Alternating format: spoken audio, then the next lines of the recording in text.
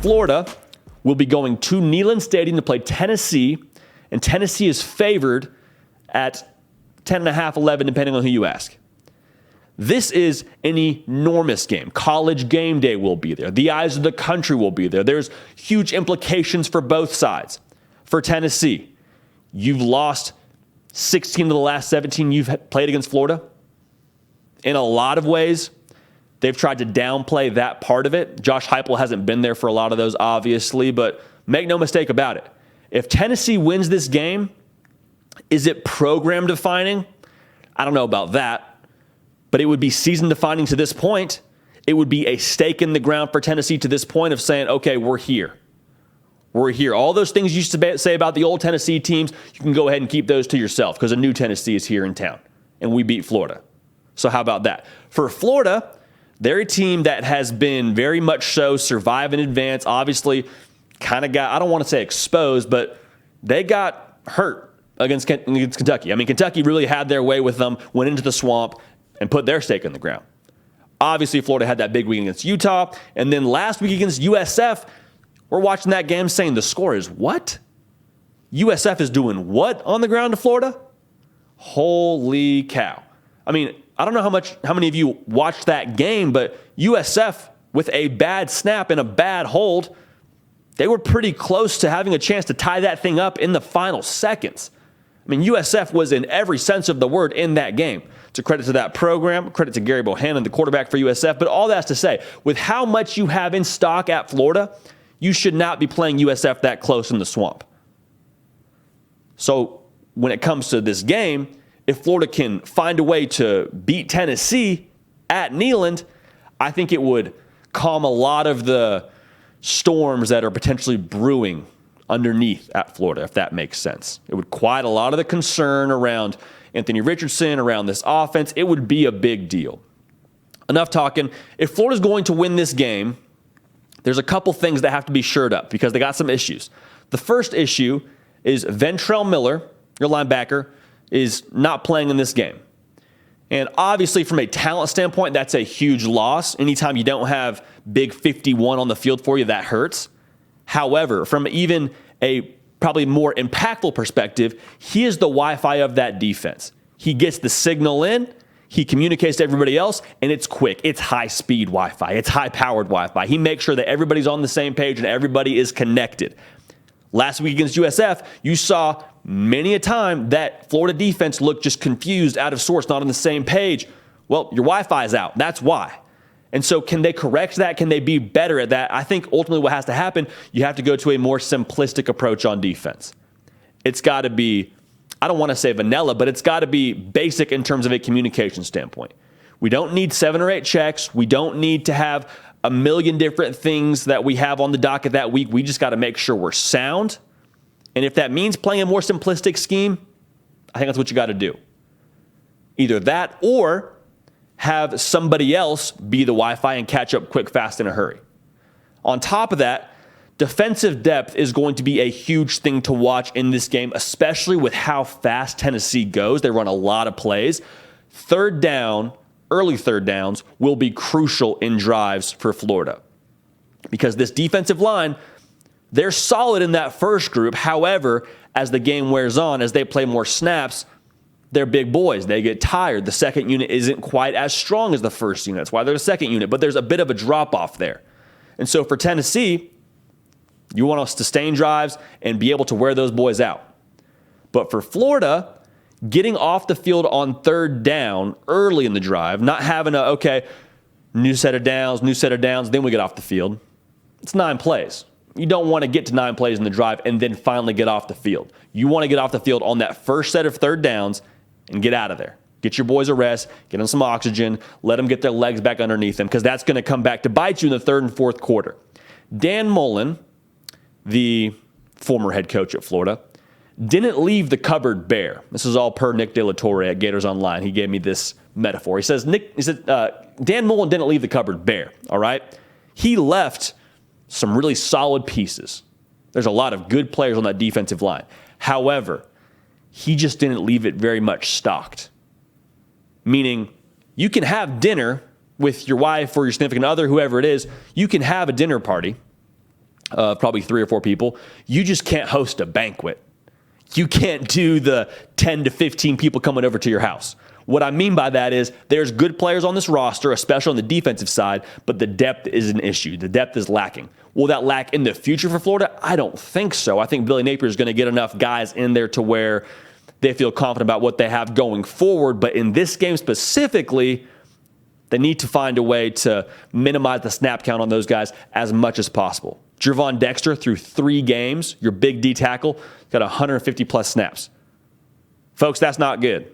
That doesn't bode well for stamina and consistency and ultimately just being able to get off the field. It's important to watch for. For me, this is probably the most important point in this game because a lot has been made of AR since the Utah game. Obviously put on a show in that game, really just announced himself to the nation. Since then, he's struggled. Thrown interceptions. Hasn't been the same guy on the ground. And the narrative I'm hearing around Gainesville, and really what they're saying at press conferences even, is, hey, we don't have Jack Miller. It's a pretty big drop to our next quarterback. We need AR healthy. When AR's healthy, when AR's playing, we're in good shape. We give ourselves a chance. If AR gets hurt, and it sounds like he might be just a little bit dinged up, if he's hurt and he can't go, we're in trouble. And so it's crucial for us that we keep him healthy. Well, how do you keep him healthy? He doesn't run as much. And a player like Anthony Richardson, to not play to his strength of running the football, I think limits you substantially on offense. Here's what I'll say. You don't try and put a saddle on a wild horse. You let him run. And for AR, I think he needs to feel complete freedom to, hey, if the play breaks down, be safe, be careful. Don't go trying to run over linebackers, but also don't play hesitant, don't play scared. If you see a lane and you feel you can get that first down or whatever it is, go, take off, do what you do. You don't ask Steph Curry to not shoot threes. You don't say, hey, Steph, only drive the lane, bro. For AR, same thing. You don't ask him to just sit back there and be a pocket passer. He can do that, I believe. He hasn't really put it on tape just yet. I think he's got enough arm talent to do it. I think it's under the hood. But I promise you, he will be a better passer if he's able to get the run game going. Because when that run game gets going for him, I think, 1, he feels more in rhythm, and then 2, the defense has to respect it. Those linebackers, that spy is going to start to creep up a little bit more, going to get a little more trigger happy on trying to stop him from running the football. What happens? Guys get open downfield. So for AR, let that man cook. Take the governor off. Let him do what he does. Let him be special. Because if he can be special, that's how Florida has a chance in this game. That's what would allow them to be competitive in this game. Now looking to Tennessee, we set the stage already. This is the one for them. This is the program defining to this point, at least. This is season defining. This would be a very big deal. They've tried to downplay it. I assure you it is a big deal in Knoxville. You got Florida coming to town. You kind of got the juice, kind of got the swag about yourself. This is supposed to be the year. However, there are some health concerns around Tennessee. Cedric Tillman, reading message boards, which take that as reliable as you would like to take it. He's listed day to day. I would be surprised if he played, personally. So that is your number 1 receiver that you could potentially be without. Again, it's not confirmed. That's my feel on it. So whole lot of production.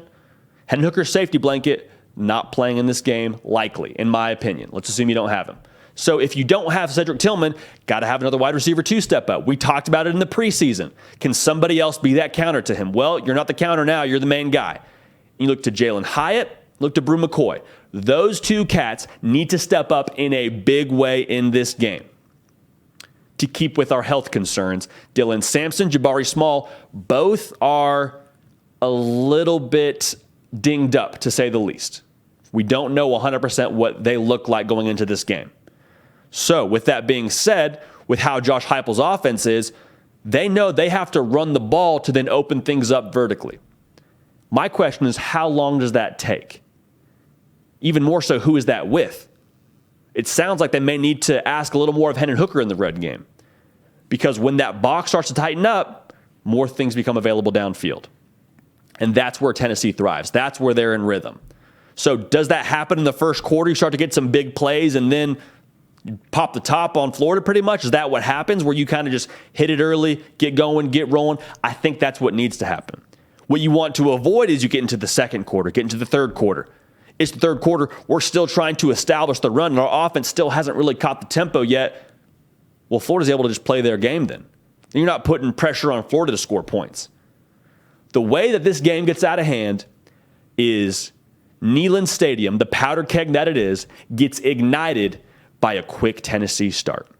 If Tennessee can get a few big plays in early, if Tennessee can get up 10 points, 14 points, kind of that sweet spot, well then Florida, a team that struggled offensively, they start to press.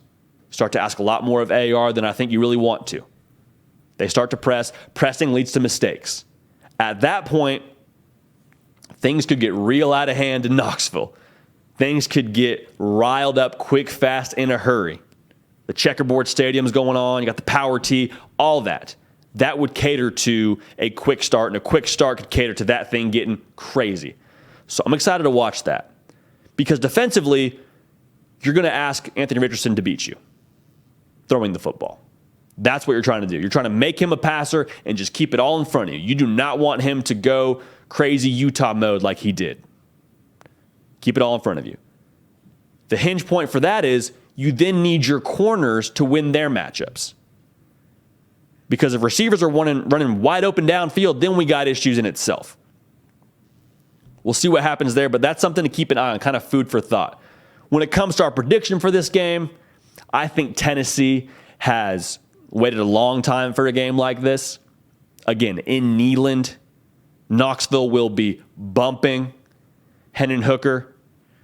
This is the game for him, in my opinion, where he makes a statement and gets even more national attention that I think he is due.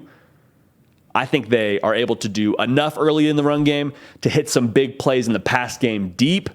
I think you see a big game from Brew McCoy. I think this is Brew McCoy's coming out party, and they get fired up in Knoxville. So we like Tennessee to win this game. I like them to win this game and cover the spread by just a little bit. Just a little bit, okay? So we're going to take them 36-24. Tennessee wins that game in Knoxville. The party is rolling. Hey y'all, thanks so much for watching. Subscribe to the channel here to make sure you don't miss an episode of The Hard Count. Also be sure to check out other videos on the On3 YouTube channel.